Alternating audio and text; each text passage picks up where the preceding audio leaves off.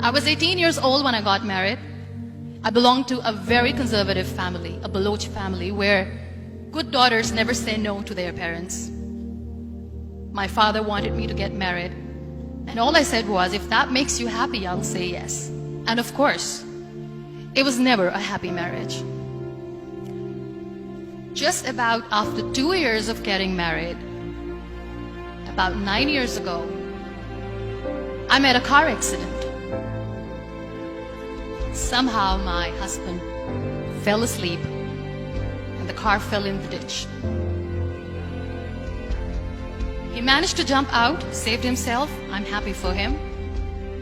But I stayed inside the car and I sustained a lot of injuries. The list is a bit long. Don't get scared. I'm perfectly fine now. Radius ulna of my right arm were fractured. The wrist was fractured. Shoulder bone and collarbone were fractured. My whole rib cage got fractured. And because of the rib cage injury, lungs and liver were badly injured. I couldn't breathe. I lost urinary bowel control. That's why I have to wear the bag wherever I go. But that injury that changed me and my life completely as a person and my perception towards living my life was the spine injury. 3 vertebrae of my backbone were completely crushed and I got paralyzed for the rest of my life.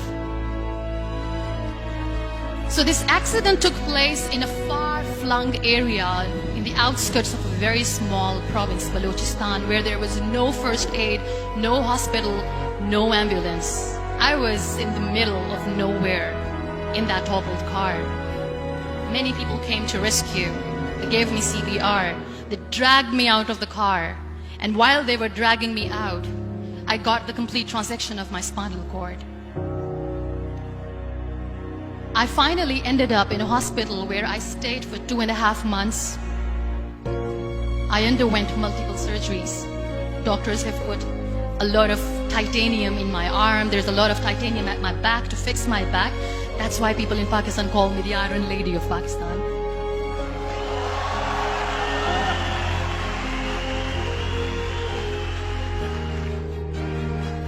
Those 2.5 months in the hospital were dreadful. I will not make up stories just to inspire you. I was at the verge of despair. One day, doctor came to me and he said, well, I heard that you wanted to be an artist, but you ended up being a housewife. I have a bad news for you. You won't be able to paint again because your wrist and your arm are so deformed, you won't be able to hold a pen again. And I stayed quiet. Next day, doctor came to me and said, your spine injury is so bad, you won't be able to walk again. I took a deep breath and I said, it's all right. The very next day, doctor came to me and said, because of your spine injury and the fixation that you have in your back, you won't be able to give birth to a child again. That day, I was devastated. I still remember, I asked my mother, why me? And that is where I started to question my existence. Why am I even alive? What's the point of living? I cannot walk, I cannot paint, fine, I cannot be a mother. And we have this thing in our heads, being women, that we are incomplete without having children. I am going to be an incomplete woman for the rest of my life. What's the point? So my mother said to me, this too shall pass. God has a greater plan for you. I don't know what it is, but He surely has.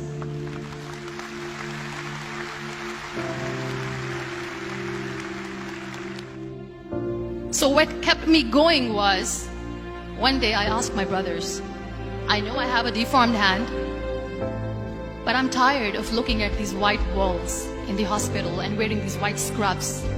I'm getting tired of this. I want to add more colors to my life. I want to do something. Bring me some colors. Bring me some small canvas. I want to paint. So the very first painting I made was on my deathbed, where I painted for the very first time. There were a lot of infections in my body, a lot of allergies. So doctors wanted me to lie down on the bed straight for not 6 months, for not 1 year, for 2 years. I was bedridden, confined in that one room, looking outside the window, listening to the birds chirping, and thinking maybe there will be a time when we'll be going out with the family and enjoying the nature. That was the time where I realized how lucky people are, but they don't realize. And you know how it all began? That day I decided that I'm going to fight my fears. We all have fears. Fear of unknown, fear of known, fear of losing people, fear of losing health, money. We want to excel in career, we want to become famous, we want to get money. We are scared all the time. So I wrote down one by one all those fears. And I decided that I'm going to overcome these fears one at a time. Do you know what was my biggest fear? Divorce. At work. But the day I decided that this is nothing but my fear, I liberated myself by setting him free. And I made myself emotionally so strong that the day I got the news that he's getting married, I sent him a text that I'm so happy for you and I wish you all the best. And he knows that I pray for him today.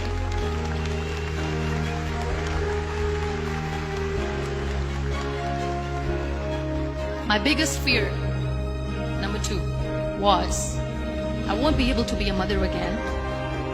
And that was quite devastating for me. But then I realized there are so many children in the world, all they want is acceptance. So there is no point of crying, just go and adopt one. And that's what I did.